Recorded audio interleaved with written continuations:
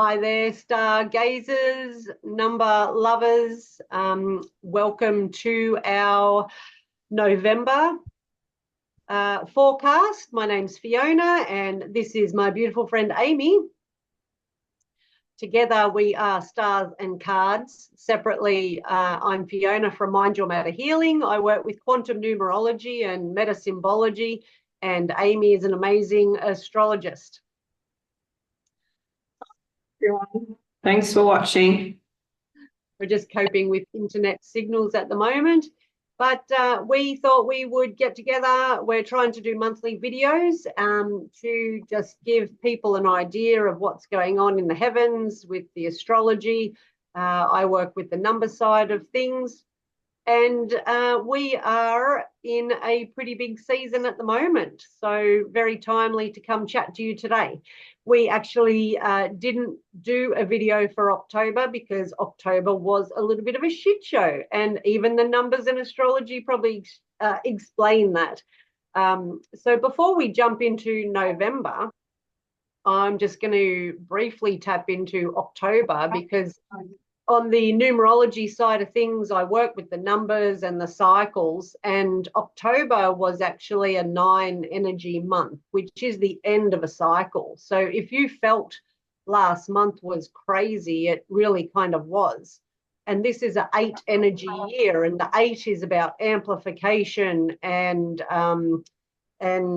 speed. So it was really amplified, the endings that we probably felt last month in October. So it very well would have been about scattered thoughts and endings. And now in November, in our cycle of numbers, we go 1 to 9. So November, you probably woke up, was it yesterday, the 1st of November, feeling a fresh breeze through your life, because we're now in a 1 energy month. So it is a fresh new energy for us to start off with. So last month would have felt like a lot of resistance and even bored and complacent, even kind of discouraged and burnt out in life. If you were on the upside of the 9, you might have felt really excited, like there was a graduation and you could feel the initiation, the new energy coming. And now we're in November, this beautiful 1 energy, we have the chance to kind of start again. And again, last month being a 9 energy, that is the magic mirror number, the 9, and it really was a preview of what next year is going to be about numerologically, because next year will be a 9 energy year. So we'll talk more about that in future videos. But now in this new fresh energy for November, for me on the number side of things, if you're feeling kind of on the upside, you'll be sensing this idea of new beginnings. You'll be ready to say yes to things. The 1 is on the feminine side as well, of our number matrix.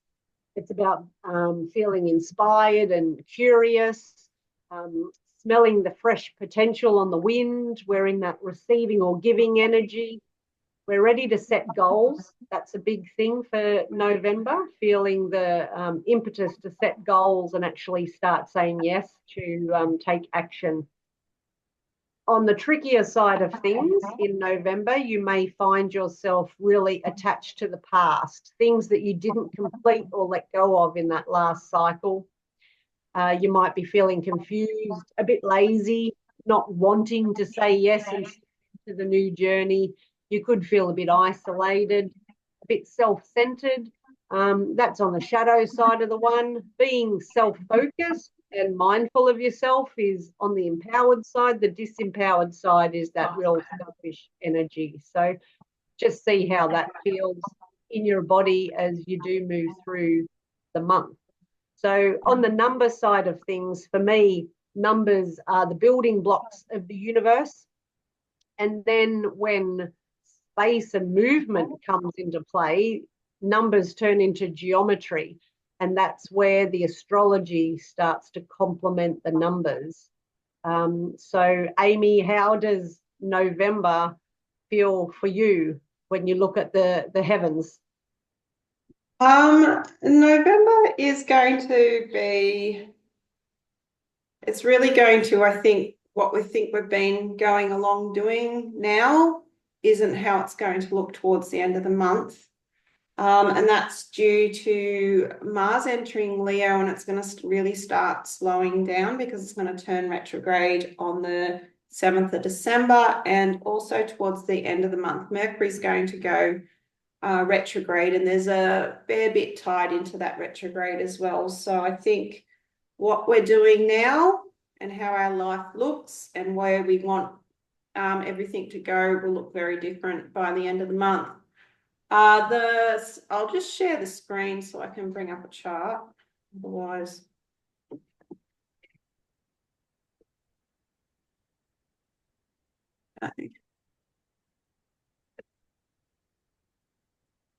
sorry, just give me a second. Okay, so we start out the month with a bit of emotional torture, and that's due to the fact, let me animate,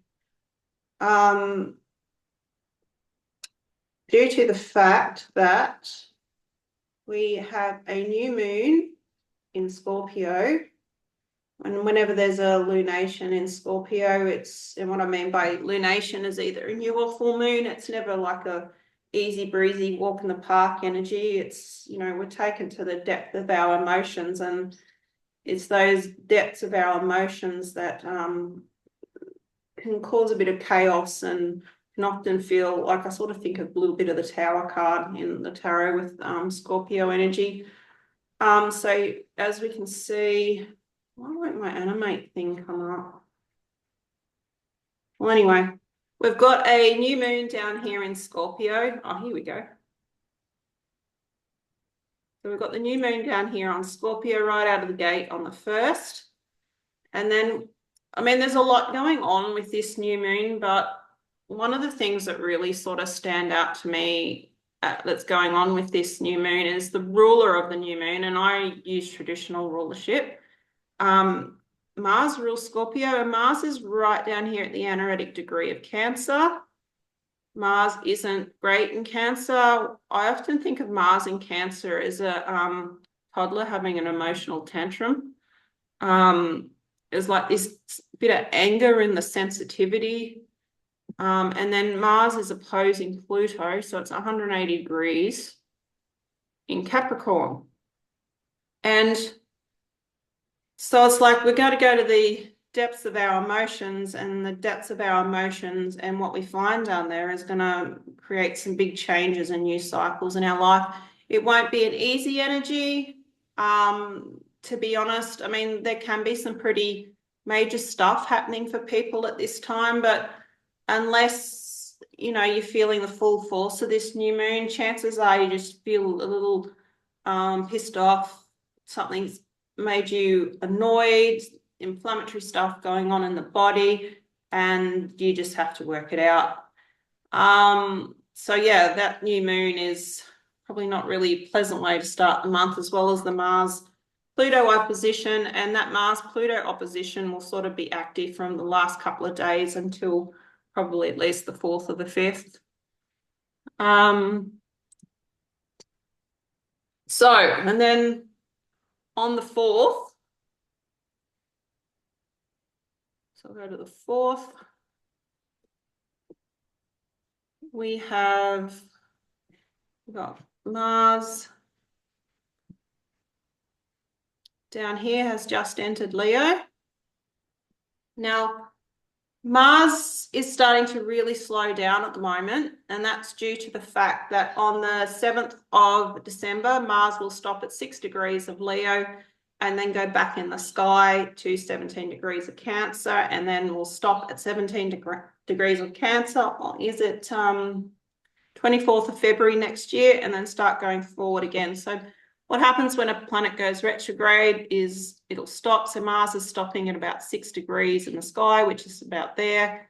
It'll stop, spin around, and then go back to about here at 17 degrees of Cancer, and then it'll go forward again. So normally when Mars goes into Leo and out of Cancer, it's like there's a new zest for life, and, we feel more encouraged to chase after what we want. There's a little bit more staying power to our energy as well. Sometimes when Mars is going through Cancer, it's a little bit wishy-washy and all over the place. But when Mars goes into Leo, it's like this new zest for life, and we've actually got the staying power to chase what we want. But because it's slowing down, that zest for life is a little bit dull. But I'd still prefer this over Mars in Cancer. Yeah, I've been chucking a few tantrums here and there, but anyway. So yeah, I think it will still feel a bit of a bit refreshed, a little bit more zest, but I don't think it'll be as strong and as impactful as it normally would be.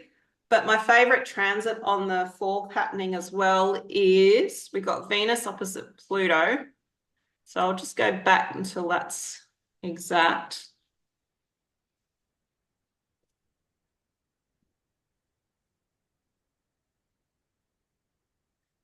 There you go. That'll do. Otherwise, so cool when you move it around. I love that, Amy. actually, sometimes to stop it moving around so much, I'll put just like a chart in the middle and the transits on the outside, and that's easier for my eyes to follow. But I can still do it this way. Okay, so on the 4th, happening around the same time as Mars goes into Leo, we got Venus here in Sagittarius, is going to oppose Jupiter in Gemini. And there's a bit of a mutual reception thing going on here. Venus is in the sign that Jupiter rules.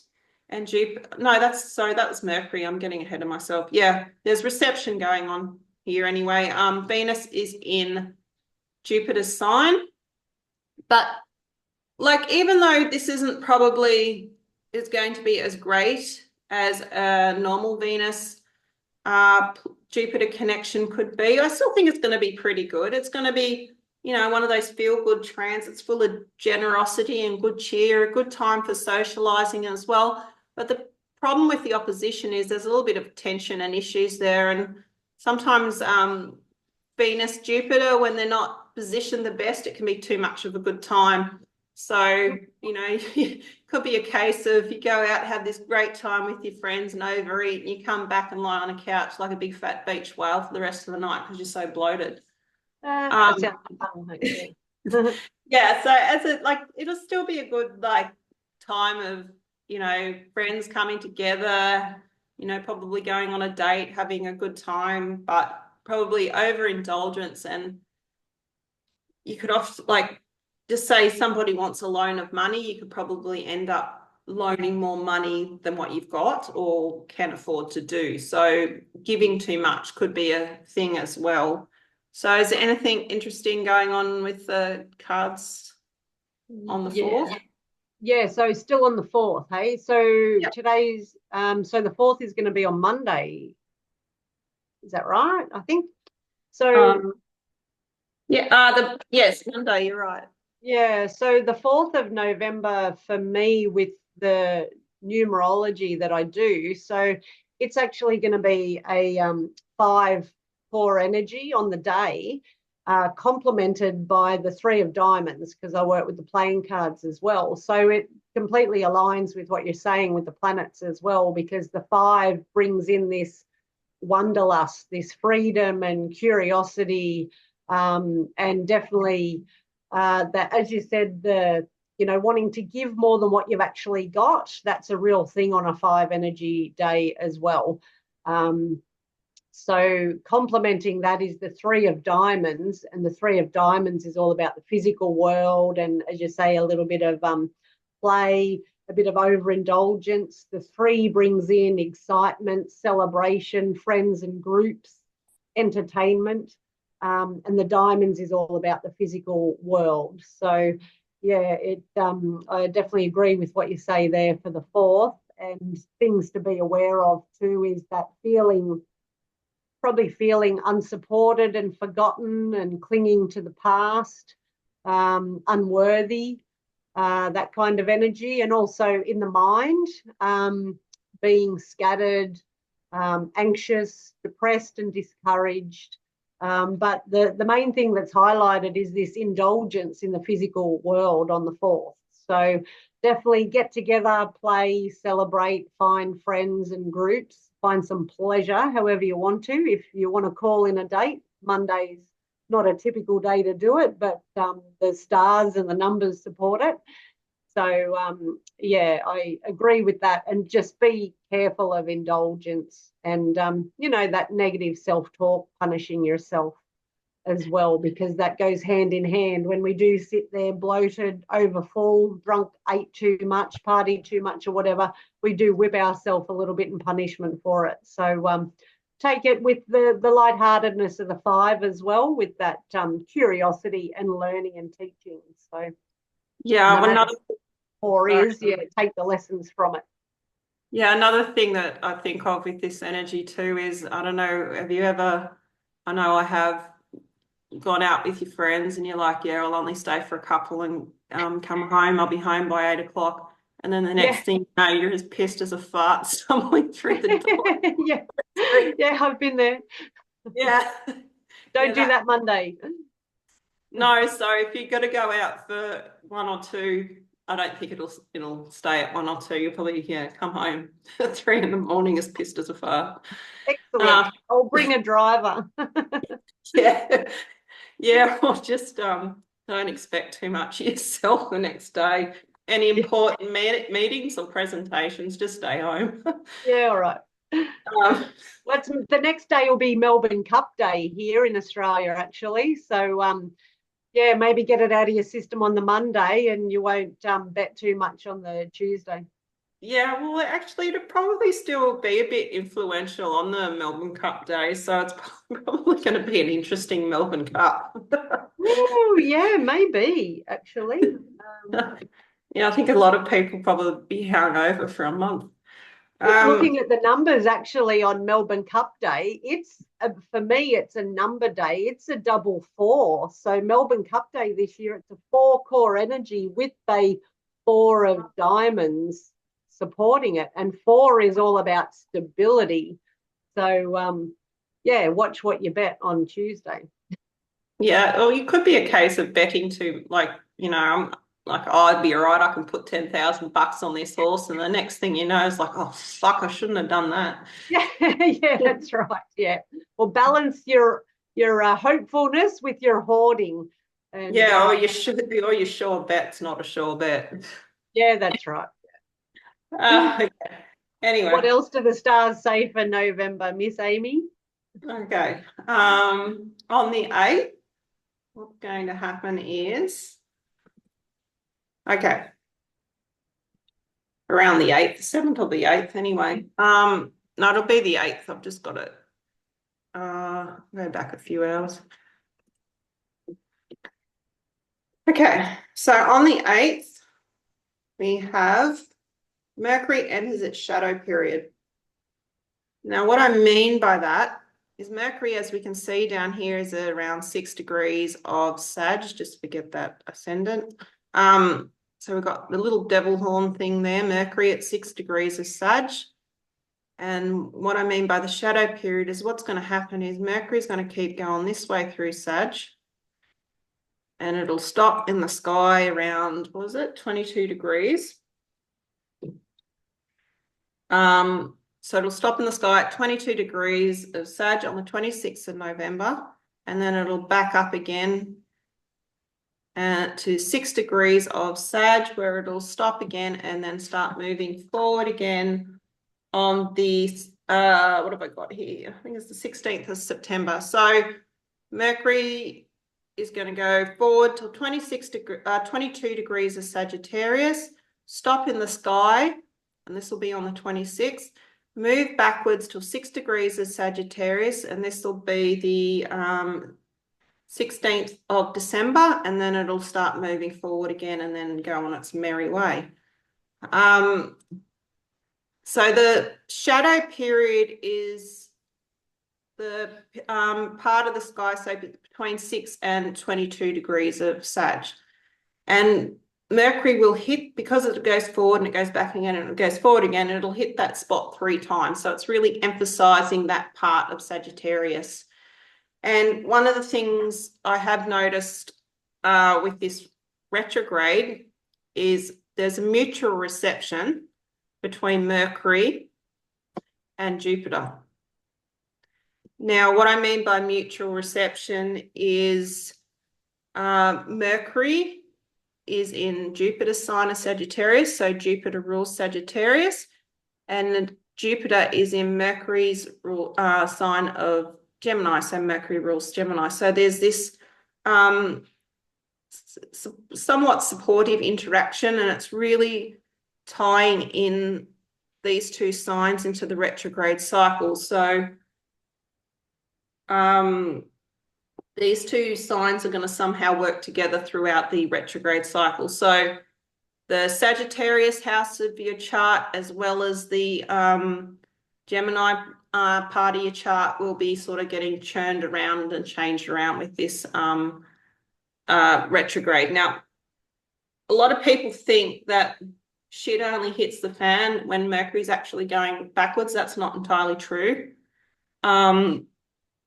You can will notice things fucking up and slowing down that whole shadow period, and it'll get worse and worse and worse, or more eventful. Like, not all retrogrades are a shit show.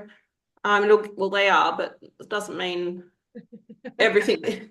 I've actually had good things happen with retrogrades. I like when I think of a planet going retrograde, I think the phrase change of circumstances is more fitting. Yes, there can be a shit show, but like I've been given a job I love. I've been given opportunities with Mercury retrogrades as well, probably because it rules my midheaven. But anyway, where was I up to? Gone on a tangent. So anyway, the next few 2-3 weeks as Mercury's slowing down. As it gets closer to the 26th, you'll notice more Mercury topics being more challenging, and the big events of the retrograde are going to really happen, especially probably 5 days before and 5 days after the actual when Mercury actually stops and turns retrograde. So it's not just going to be December where it's affected by Mercury retrograde. It's November, a fair bit of November as well. So that's just and also too, throughout the retrograde, so Mercury's going to oppose Jupiter 3 times through the retrograde, and Mercury is going to square Saturn in Pisces 3 times in the retrograde. So that's going to tie in Pisces and Saturn as well. So it's like, when I look at this, I think the retrograde, whatever's going on for you, there's going to be a sense of, okay, all the possibilities, do this, things are changing, I can do that. But then with this square from Saturn, it's like, nah, hang on a minute, you got to get your shit together first. So it might be a little bit heavy on the mind and information overload. There's probably going to, like, I think of a shit show on social media during this time. Like, there's all this, like, all this arguing and about mis and disinformation. And I think in Australia, they're bringing in some, I don't know, bill or some policy or some shit to censor a fair bit of stuff on social media. So I wouldn't mind betting that a lot of that sort of stuff gets debated or potentially shut down even, I don't know. But yeah, so Mercury retrograde isn't just about when it actually spins around and goes backwards. It gets its little devil horns going and starts fucking things up before it actually goes retrograde too. So, or it brings in the opportunity. It's funny. It just brings to mind about because the work that I do with kinesiology as well, it's about working with the nervous system, and often the nervous system has reacted before the mind catches up. So as you say, Mercury's doing its dirty deeds before people go, oh, right, now it's in retrograde and I can start to see it happening. But it's the nervous system, and life has been feeling it in that lead up. So, it's like when someone's asking a question and you put your hand up before you even know you put your hand up. I think Mercury does a little bit of that. Yeah, well, Mercury is associated with the nervous system too. And okay. Yeah. Yeah, and I think with I won't go into there's this whole primary and secondary motion of the skies, which I won't go into right now, but basically most of the time the planets will be going like like around the zodiac, but then when they go backwards, it's like the hand of fate comes in and you get put on a different course, or what you wanted and what you're striving for. It's like you feel like it all come to bits, or things will happen that feel fated. Sometimes it just feels like you have no control over the surroundings. That sometimes I think it just reminds us that we're not always in control. Yeah. But there's typical stuff that happens with, when Mercury's sort of really gearing up for its retrograde cycles. You forget appointments, or if you've got a booking system, there'll be fuck ups with the booking and scheduling system. I've done stuff like leave my shopping at the supermarket, lose your keys, your car will stuff up. You'll spill water all over your keyboard, you'll drop your phone in the toilet. They're all Mercury retrograde things, but things come back from the past as well. Like I left a jacket in a friend's car drunk once, and then like 6 months later, she gave it back to me during a retrograde. People from the past come back. It's like the exes all turn up. And just remember that you split up with them for a reason. But they could have changed, you don't know, but you just don't want to jump into it blind. Opportunities from the past can come back. It is a crazy time, and it can be bloody annoying, and it just can drive you insane. But at the same time, like a change in circumstance isn't always a bad thing. But I can't sit here and say it's a wonderful time either. I'd like to. I mean, there's always the empowered side and the disempowered side of things. And, again, with the numerology, I do the quantum numerology and the cardology. It's like a prediction of the weather, the forecast. It's like this is the environment that's upon us.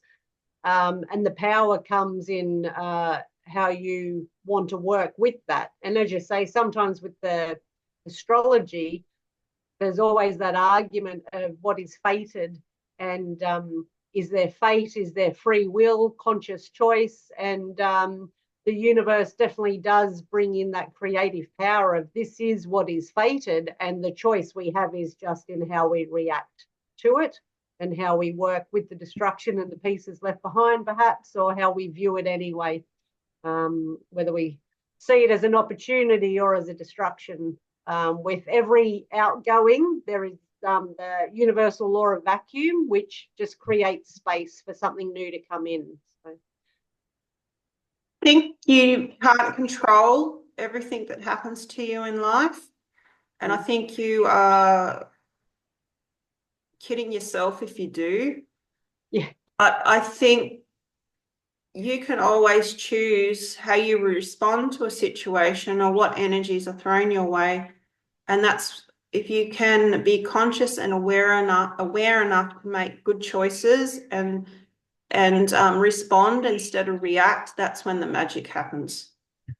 That's right. Yeah. That's where I love the cycle of 9 that I work with the numerology, and how I see it through your filter of astrology as well. And, with every cycle, as much as I say November's about saying yes, last month was about, coming to terms with a lot of things to put aside, like set your boundaries. So again, say yes, but tap into the boundaries you probably should have set in October.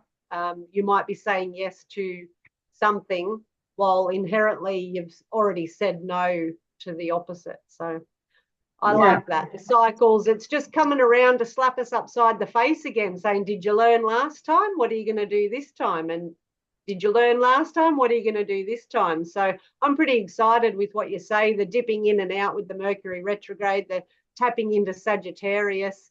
To me, it's the real test as we come forward to next year being this 9 energy year, where there is going to be a lot of letting go.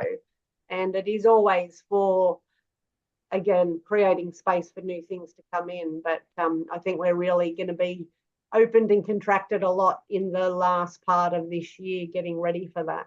So it's nice to see that in the heavens as well. Well, I prefer a Mercury retrograde in Sag over a Mercury retrograde in Pisces. I think it's a bit more fun. I don't know. Well, Sagittarius, it is fun. Any Sag in my life, I love them. They're great to go and party with. So if any Sagittariuses are free on Monday, send me a message. But as you say, Sag does have that more lighthearted, adventurous energy and open and curious instead of the hunkered down, anxious side of things. And again, with the arrow of the planner is on board a lot in November, which to me, it's a lot of 1, 2, 3, where you see 1, 2, 3 numbers in the dates. That's the arrow of the planner, just giving you that bit of support in the weather to say, right, play, be curious, be courageous, and make choices. So this month, that would be the arrow of the planner really kicks in on like the 3rd, the 13th, the 23rd, the 30th of November, those kind of dates. So yeah, when you see the 1, 2, 3, that's a perfect day to say yes. You've already set the plan in place. Yeah, and another thing that a way probably to describing Mercury's retrograde in Sag is you're going to be sitting there dreaming of all the possibilities, all of the adventures. Where can I go? Where can I do this? And the next thing you know, you've hit your head because you haven't watched where you're going. Yeah. Too busy thinking of all the possibilities instead of what's right in front of you. Yeah, So, that's right. Bringing in the creative force of our lives, being a creator instead of a reactor, we can just say, right, fuck it, I'm in retrograde now. I'm choosing. I've planned, I've put the work in. Yeah. All right. So I've gone to the 8th. Okay. So what do we got? On the 12th, we got Venus going into Cat. I'm not doing every aspect of the month either, otherwise I'll be here for a fucking week. Days. So the 12th, we got Venus going into Capricorn. Okay, so Venus in Sagittarius is a little bit more open for an adventure in love. It's a bit more willing to say yes to love, likes a bit of this and a bit of that. Whereas Venus, when it goes into Capricorn, it comes with the realization that to make a relationship, I like this analogy actually for Venus in Capricorn, that to make a relationship work for the long term, it takes more than love. You know, you can meet this person and they're funny and they're hilarious, but if they're shit with money, they change their jobs like they change their underwear, they're a loose cannon, it's just not going to work long term. So it's about getting real with matters to do with love. It's about being pragmatic, realistic, but like at the same time, we can be a little bit too hesitant to say how we feel when we probably should. Love constipation. That's a thing. You're a bit like more reserved to show grand displays of affection. You're a bit more practical. You're a bit more real about love. But it's actually a good time for probably some business collaborations because Capricorn's a bit of a work, striving for the top of business corporate ladder sort of thing. So it's probably good for making some business collaborations with people that you want to work with that you don't have to show like grand shows of love. So, you know, it can work for that, but it's, yeah, about being a little bit more real and practical in relationships, probably figuring out what you really want out of a relationship as well. So Venus will be actually in Capricorn until the 7th of December. And then the love enema will come and break up the constipation. Yeah. Aquarius, Venus in Aquarius can just be as cold. Trust me, I'm a Venus in Aquarius person. I'm a little bit Please don't hug me. Okay, we'll tap into that next month in December's video. Yeah, anyway, Venus in actually saying that Aquarius is an air sign. A lot of people with Venus in Aquarius, are one way of like really connecting with another person is having a good conversation, or that social sort of sitting down, having a good talk about your day or something like that. But anyway, enough of Venus and Aquarius. So on the 16th, the 16th is a big day. Have you got any like card stuff going on that day, Fiona? Well, for me, the 16th of November would be a 8 energy, which is this year that we're in. So it is about momentum, mastery, speed, and it's complemented with the 4 of clubs. And the clubs is the energy, which we're in for a lot of November, of the mind and how we express ourselves. And the 4 wants stability. So you might feel the momentum of not being stable in the mind. So if you're not quite, you haven't put enough thought into what you're doing, you'll feel like you're in a race car and you're just really running out of time. So that's the number side of thing. And 4 of clubs, to be stable, we actually need to be fluid. If you think of a skyscraper, it needs some movement built into it for it to be strong. So as much as we say we want to be strong-minded, there's always the mastery that the 8 will remind us of, that we should be fluid in our thoughts and, again, be open to other people's points of view and not always being right. Yeah, no, that makes sense. Well, on the what have I got here? The 16th, what the astrology is showing is we've got Saturn stationing direct at 12 degrees of Pisces. So what I mean by stationing direct is Saturn's been retrograde since, what have I got? 30th of June. So on the 30th of June this year, Saturn stopped at 19 degrees of Pisces and went back in the sky. So things that were occurring around that time that just didn't feel like they were getting any traction or moving forward, they'll start to move forward now.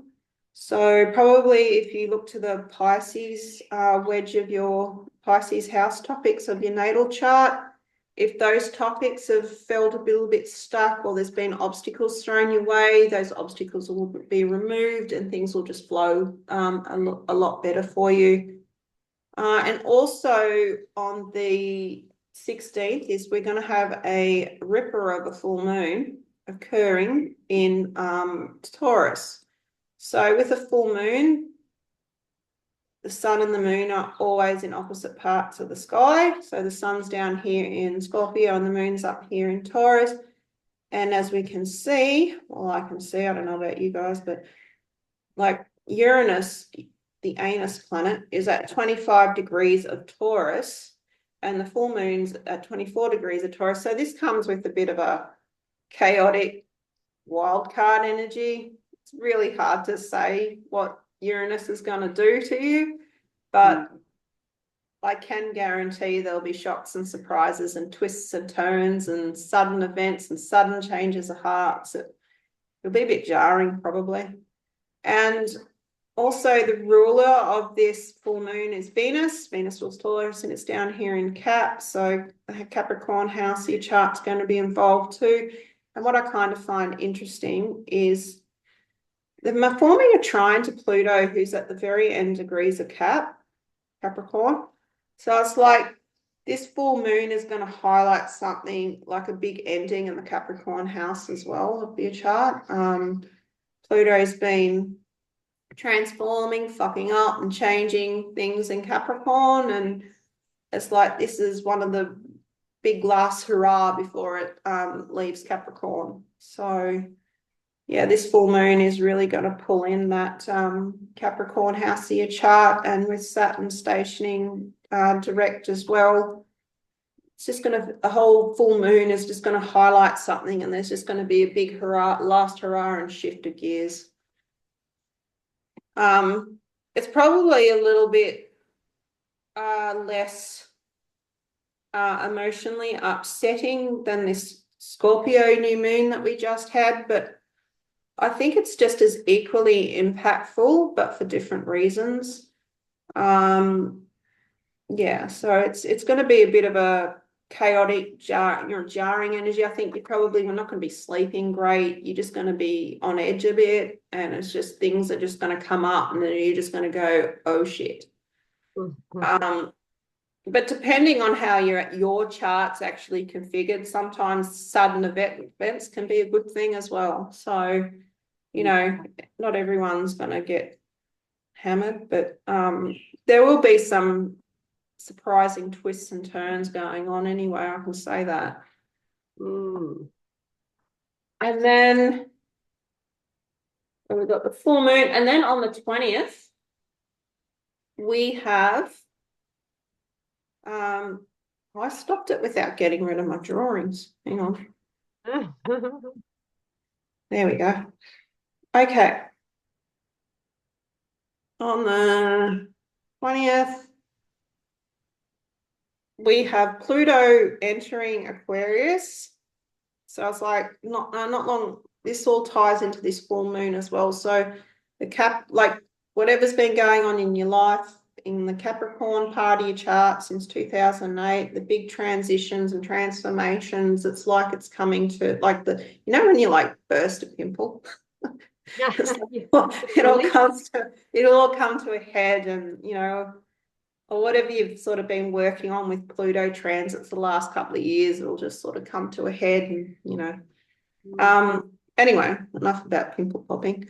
So on the 20th, Pluto will enter Aquarius and stay there for the next 20 years. So since March of 2023, Pluto's been going in and out of Capricorn. So it's been tying up the loose ends of its transit in Capricorn and beginning the process of its transit in Aquarius. But now it's in Aquarius for good for 20 years. It's not going to go back into Capricorn.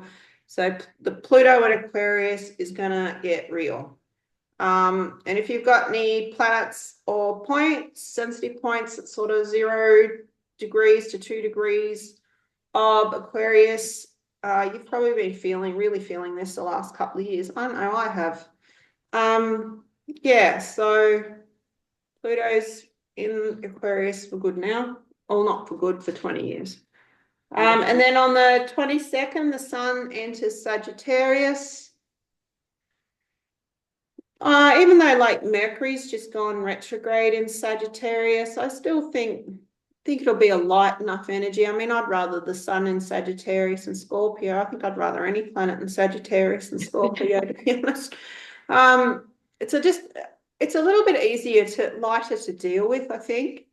So the Sun will stay in Sagittarius until probably about the 22nd, 23rd of December, and the Sun is always somewhat intertwined with Mercury retrogrades as well, but that's a video for another day. But yeah, really at the end of the month, the Sagittarius part of your chart's going to be really emphasized. And then on the 26th, the very last day of the month, not the last day of the month, the last big thing of the month, Mercury's going to station retrograde, which I explained more about earlier. So yeah, this month is just, I really think how we see our lives and everything now will probably be different by the end of the month. It can be completely different for some people. It can just be sort of even just at the least a change of heart for others. So yeah, that's nice. Yeah. It's funny because I said earlier that there's a lot of club energy this month, the mind and how we express ourselves. We go through the full suit of clubs, from King of Clubs to Ace of Clubs. But on the 20th that you were talking about, that's when we slip into the river of energy of hearts. So the 20th has the King of Hearts on board as our filter. So that's really beautiful to have the King of Hearts supporting us through that big change you were talking about. And then on the 22nd, we've got the Jack of Hearts. And the Jack loves fun and play in matters of the heart. So that's really cute. And the rest of the month is in hearts as well. So that will hopefully support that Sagittarius energy as well. The 26 you talk about is the 7th of hearts. So it's really about trusting the heart. You've gone through enough of the mind and diving through the energy of that. So the 26 with the 7 of hearts is a really nice way to kind of put a ribbon on the end of the month. The 7 is the number that just wants to jump out of the plane without checking the parachute. So hopefully you've done the work on yourself, you've well set your boundaries, and you're ready to trust what the heart is telling the mind to do. Can you sum up November in one word? Yes. Say yes. It is about new beginnings. It is about being excited about it as well, instead of anxious of what we don't see in the future. That's how I'd sum it up. Yeah, it's kind of saying yes is kind of fitting for Sagittarius energy, which is going to be quite emphasized this month. I don't know whether I can sum it up in one word, but twists and turns. I'm often not good with one words, but I feel it definitely with the November this year. Yeah. Maybe it's because I've done the work and set the boundaries as well. I don't know. Yeah. You have put in a lot of work with yourself the last couple of years. That's all this beautiful new grey hair. It doesn't come from a bottle. Anyway. That's what hairdressers are for. They fix that problem for me. No.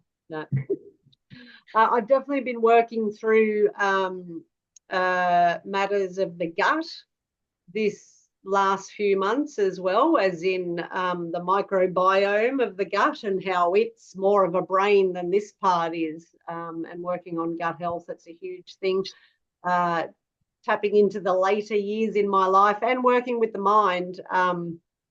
There's a lot of work being done for me, particularly about the gut and mind connection, coming into menopausal kind of hormonal energies, working with some adult diagnosis of ADHD.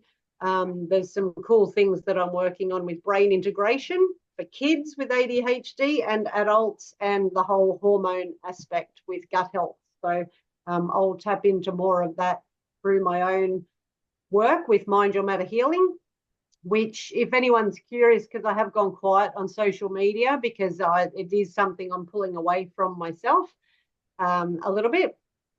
So I am still operating as a kinesiologist in between the other work that I do in the financial realm. So feel free to reach out if you're interested in balances, remote or hands-on. I do have time to do that. So I've been working with some beautiful new clients for the last couple of months, and it's really drawn me into the whole gut health aspect. So that's definitely what I've been working on. So I've got a new product to promote in the next couple of days as well. So yeah, I'll put that on socials.